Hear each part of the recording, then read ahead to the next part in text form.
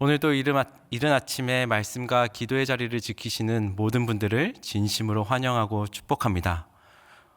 오늘 말씀을 통해 오늘 하루를 살아갈 수 있는 힘과 능력을 얻고 또한 기도를 통하여서 하나님의 세밀한 음성과 도우심을 경험하는 우리 모두가 되길 간절히 소망합니다.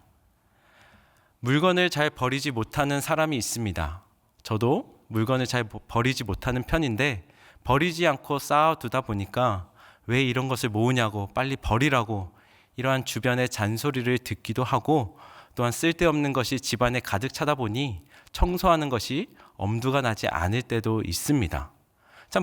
당연히 또 분명히 안 쓴다는 것을 알고 필요 없다는 것을 알지만은 이상하게 잘 버리지 못합니다. 아마 여러분들 가운데도 그런 분들 계실 겁니다. 이와 달리 정말 병적으로 그리고 극단적으로 물건을 버리지 못하는 것을 저장강박증이라고 합니다. 저장강박증, 사용 여부를 떠나 계속 모으는 겁니다. 이 저장강박증을 가진 사람들은 물건 자체를 곧 자기 자신으로 여긴다고 그럽니다.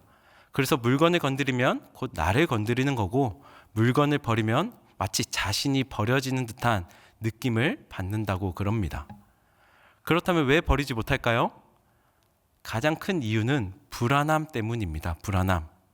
어떤 추억이나 사연이 담긴 물건을 버린다면 마치 자신의 과거가 버려지는 듯한 느낌을 받아서 불안하고 또한 미래에 어떤 일이 일어날지 몰라서 뭔가를 쌓아두지 않으면 불안하고 그리고 어떠한 물건이 없으면 자신의 존재 가치가 없다라고 생각을 해서 불안하고 이처럼 수많은 불안함 때문에 물건을 버리지 못하는 사람들이 있다고 합니다.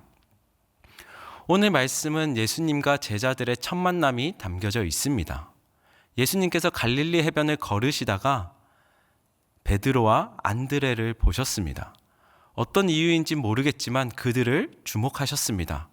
일 잘하게 생겼는지 아니면 성실해 보였는지 아니면 어떤 착함이나 순수함이 느껴졌는지 어떤 매력 포인트가 있었는지는 잘 모르겠으나 예수님께서 그들에게 직접 찾아가셨습니다. 그래서 예수님께서는 생전 처음 보는 그들에게 뭐라고 말씀을 하시냐면 19절에 나와 있는데요. 우리 19절을 함께 읽어보도록 하겠습니다. 시작. 말씀하시되 나를 따라오라 내가 너희를 사람을 낚는 어부가 되게 하리라 하시니. 지금 예수님께서 처음 보는 그들에게 뭐라고 말씀을 하시냐면 먼저는 나를 따라오라 라고 말씀합니다. 나를 따라오라. 여러분들 모르는 사람을 그냥 따라가면 될까요? 안 될까요? 세상에 너무나도 이상한 사람들, 험한 사람들, 못된 사람들이 많은데 어떻게 그냥 무턱대고 따라갈 수 있겠습니까? 또 우리 부모님들께서는 자녀들을 아주 어렸을 때부터 조기 교육을 확실히 시키셨을 겁니다. 모르는 사람 따라가지 말라고요.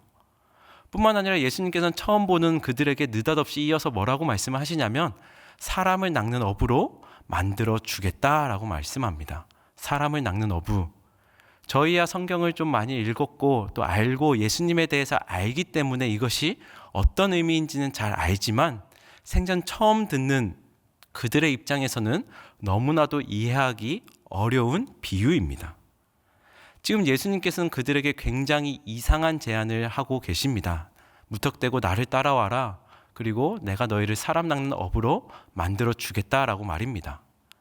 그런데 그 말씀을 들은 베드로와 안드레의 반응이 더 이상합니다. 20절에 나와 있는데요. 20절을 함께 읽어보도록 하겠습니다. 시작. 그들이 곧 그물을 버려두고 예수를 따르니라. 여러분 어떻게 했다고 합니까? 예수님을 따랐다라고 합니다. 갈까 말까 재고 고민하고 계산하는 것이 아니라 곧바로 즉각적으로 과감하게 따라갔다라고 합니다. 굉장히 이상한 모습이 나오고 있습니다. 베드로와 안드레는 예수님에 대해서 잘 몰랐습니다. 아마 이전에 예수님에 대한 소문은 들었을 수는 있습니다. 요즘 굉장히 인기 있는 분이 있다더라. 요즘 굉장히 영향력 있고 능력 있는 분이 있다더라. 요 정도에 대해서는 들었겠지만 예수님이 정확히 어떤 분이신지, 뭐 하시는 분이신지, 또 어떠한 계획과 목적과 포부를 가지고 계시는지, 또 자기들을 어떻게 책임지실 건지 하나도 알지 못했습니다. 그런데도 불구하고 그들은 곧바로 따라갔다. 너무나도 이상한 모습입니다. 그리고 20절에 계속 보면 그물을 버렸다라고 말씀합니다. 그물을 버렸다. 요즘으로 따진다면 학생이 공부를 버렸다. 자영업 하시는 분이 계시다면 그 가게, 그 회사를 버렸다. 아니면 회사를 다니거나 학교를 다니고 있다라면 잘 다니고 있던 그 회사, 그 학교를 버렸다. 아니면 아주 어렵게 힘겹게 취직에 성공을 해서 직업을 갖게 되었는데 그 직업을 버렸다. 대략 이런 의미일 겁니다. 하지만 조금 더 생각을 해보면 어부가 그물을 버렸다라는 말은 정확히 어떤 의미일까요? 아마 직업을 버렸다라는 의미인데 요즘에야 평생에 한 직장, 한 직업이 아니라 2개, 3개 그 이상을 가진다라고는 하지만 어쨌든 이 직업이라는 것은 결국 먹고 사는 문제와 직결됩니다. 그래서 수십 년 동안 어떠한 분야의 전문가, 프로가 되기 위해서 아니면 어느 정도 위치, 자리에 도달하기 위해서 정말 애쓰고 노력하고 일을 합니다. 그리고 어떻게 하면 효과적으로, 효율적으로 일을 할 수 있을까? 잘할 수 있을까? 돈을 많이 벌 수 있을까? 이러한 것들을 고민하며 일을 열심히 합니다. 그래서 그 결실로 자기 자신을 관리하고 또 주변 사람들을 살피고 가족을 부양하고 생계를 유지합니다. 뿐만 아니라 이 직업이라는 것은 곧 자기 자신입니다. 자기 정체성입니다. 어린이집, 유치원, 초등학교 6년, 중고등학교 3년, 그리고 대학생, 대학원생, 그리고 취준생 등등등 이러한 모든 것이 집약된 것이 바로 직업, 바로 자기 자신입니다. 그 과정 가운데는 수많은 노력, 눈물, 물질, 에너지가 담겨져 있습니다. 그래서 가지게 된 그 직업을 통해서 때로는 남들로부터 인정을 받기도 하고요. 또 그토록 원하던 성취감, 만족을 누리기도 합니다. 뿐만 아니라 가장 중요한 것은 생활에 대한 안정감을 누리게 됩니다. 근데 여러분, 이러한 모든 것들을 곧바로 버린다는 것이 이상하지 않습니까? 그것도 과감하게 즉각적으로 버릴 수 있는 것들입니까? 그리고 22절을 보면 예수님께서 야고보와 요한에게 가셨습니다. 또 다른 형제에게 가셨습니다. 또 그들에게 가셔서 뭐라고 말씀을 하셨냐면 나를 따라오라. 그들이 그물을 준비하고 있었고 정리하고 있었는데 예수님께서는 또 느닷없이 나를 따라와라 라고 말씀을 하셨습니다. 그런데 그들도 마찬가지로 베드로와 안드레처럼 똑같이 곧바로 버리고 갔다라고 22절에서는 말씀하고 있습니다. 여러분, 오늘 말씀은 분명히 예수님께서 제자들을 부르시는 말씀입니다. 이 말씀 안에서 버리다라는 것은 도대체 어떤 의미일까요? 예수님께서 예수님의 제자가 되는 이 모습 가운데서 버리다라는 표현이 계속해서 나타나고 강조가 되고 있는데 이 버리다라는 의미는 무엇일까요?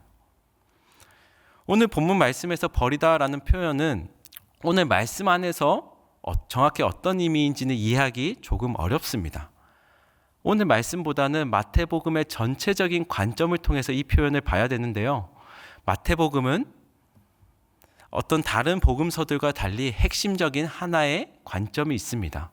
그 관점이 무엇이냐면 바로 하나님 나라입니다. 하나님 나라. 마태복음은 특별히 천국, 즉 하나님 나라에 대해서 강조를 합니다. 마태복음 3장을 보면 회개하라 천국이 가까이 왔느니라. 그 이후에도 계속해서 천국에 대해서 말씀을 합니다.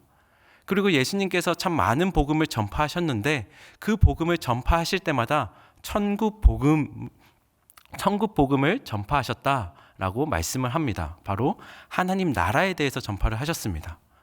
뿐만 아니라 우리가 잘 아는 것처럼 천국 비유의 말씀이 13장에서도 등장을 하면서 천국이 어떤 곳인지 하나님의 나라에 대해서 말씀을 합니다. 이뿐만 아니라 계속해서 천국 비유를 통해 하나님 나라에 대해서 강조를 합니다. 이처럼 마태복음은 하나님 나라를 많이 강조합니다. 하나님 나라, 세상과는 다른 나라입니다. 하나님께서 통치하시는 나라이고 영원히 멸망하지 않는 나라, 망하지 않는 나라, 영원한 하나님 나라입니다. 그래서 하나님 나라의 관점에서 오늘 말씀에 버리다라는 표현을 보면 이렇습니다. 가장 먼저는 하나님 나라는 세상과는 다릅니다. 세상과의 질서, 방식, 원리, 가치, 기초의 모든 관점에서 다 다릅니다. 보통 유대 사회에서는 제자가 될 때 제자가 스승을 찾아갑니다. 이분을 존경한다, 이분에게서 배우고 싶다라고 한다면 그 제자가 등록금을 들고 그 스승에게 찾아갑니다. 그리고 여러 가지 테스트를 본 다음에 합격이 되면 여러 동료 학생들과 함께 그 선생님 밑에서 그 선생님만의 엄격한 규율과 또 교육 방식 안에서 생활하면서 가르침을 받습니다. 이것이 일반적인 유대 사회 속에서 스승과 제자의 관계입니다. 모습입니다. 하지만 하나님 나라의 관점은 다릅니다.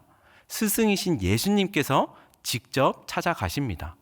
직접 그 제자를 부르시고 그들을 선택하시고 그들과 함께 하십니다. 완전히 다른 모습입니다. 그리고 오늘 말씀으로 들어오면 세상은 버리지 말라라고 말을 합니다. 세상은 버리지 말라라고 말을 합니다. 버리지 말라. 돈 많이 가져라, 많이 벌어라. 집 많이 가져라, 많이 넓혀라. 학벌 많이 가져라. 명예, 권력, 모든 것들을 많이 가져라. 뿐만 아니라 무엇이든지 많이 가지고 어떻게 해서든 많이 가지고 있어라. 그래야지만 불안하지 않다, 안정적이다, 어디 가서 꿀리지 않는다. 세상은 이렇게 말을 합니다. 하지만 하나님 나라의 관점은 다릅니다. 하나님 나라의 관점에서는 버리라고 말씀합니다. 버려라. 손에서 내려놓아라. 거리를 두어라. 포기해라. 왜 그럴까요? 세상의 것들이 아니라 하나님의 나라를 먼저 붙잡아야 하기 때문입니다. 하나님 나라의 것들을 가까이 해야 하기 때문입니다. 하나님의 나라의 것들을 포기하지 말아야 하기 때문입니다. 오늘 말씀에서는 예수님의 제자가 되는 모습 속에서 버리다라는 표현을 의도적으로 보여주고 있습니다. 하나님 나라의 관점으로 예수님의 제자된 모습이 무엇인지 알려줍니다. 그것은 바로 버리는 것입니다. 버릴 수 있어야 되고 버려야 합니다. 근데 여러분, 버린다는 것이 쉬울까요? 어려울까요? 사실 버리는 것이 너무나도 어렵습니다. 너무나도 힘든 것이 버리는 겁니다. 예전에 원라인이라는 영화를 본 적이 있는데요. 그 영화를 보면 이런 대사가 나옵니다. 제가 처음에는 딱 1억만 있으면 좋겠다 생각했습니다. 근데 1억은 벤츠 한 대 사고 나면 끝이에요. 그래서 딱 10억만 있으면 좋겠다 생각했거든요. 근데 10억은 강남에서 괜찮은 아파트 하나 사면 끝이란 말이죠. 100억? 명동에 코딱지만한 빌딩 하나 사고 나면 끝이에요. 참 배부른 소리 같아 들리지만 여러분, 돈이라는 것이 그렇지 않습니까? 돈 있으면 있을수록 좋고 많으면 많을수록 좋습니다. 돈뿐만 아니라 다른 것들도 마찬가지입니다. 가지면 가질수록 좋고 많으면 많을수록 좋습니다. 사실 우리에게는 가지고 있는 것을 버리지 못하는 수많은 이유들이 존재합니다.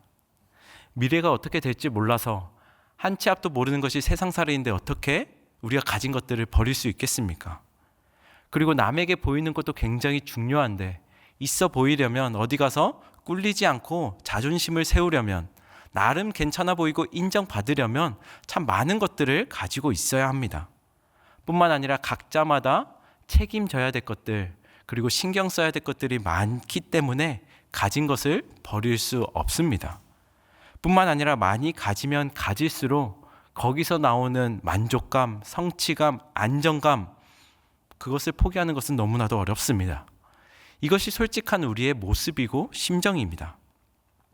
하지만 오늘 말씀 앞에서 우리가 어떤 존재인지 다시 한 번 더 생각을 해야 합니다.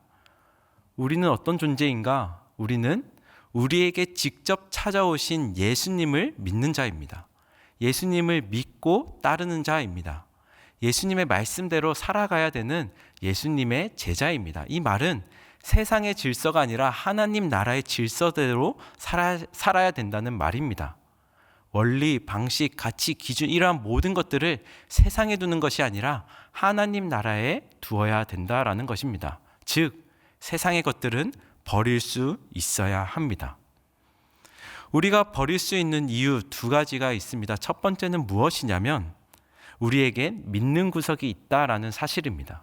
우리에게는 믿는 구석이 있습니다. 제가 참 좋아하는 말씀인데요. 마태복음 6장 33절을 함께 읽도록 하겠습니다. 함께 읽겠습니다. 그런즉 너희는 먼저 그의 나라와 그의 의를 구하라. 그리하면 이 모든 것을 너희에게 더하시리라. 이 버린다는 것은 단순히 쓸데없다, 필요 없다, 없어도 된다라는 말이 아닙니다. 우선순위의 표현입니다. 먼저 하나님의 나라의 것들을 붙잡을 때, 하나님 나라의 것들을 가까이 할 때, 하나님 나라의 것들을 포기하지 않을 때 하나님께서 이 모든 것들을 더해 주신다라는 말씀입니다. 세상의 것들과 하나님 나라의 것들 가운데에서 갈등이 일어날 때 그 둘 중에 선택해야 되는 상황 가운데에서 가장 먼저 하나님의 것들을, 하나님 나라의 것들을 붙잡을 때 하나님께서는 분명하게 말씀하십니다. 내가 너희에게 다 주겠다. 내가 모든 것을 너희에게 주겠다. 채워주겠다. 그것도 덤으로 주시겠다라고 말씀을 합니다. 이러한 하나님의 확실한 말씀이 있기에 우리는 과감하게 세상의 것들을 버릴 수 있습니다. 그리고 두 번째로 우리가 버릴 수 있는 이유는 우리에게 사명이 있기 때문입니다.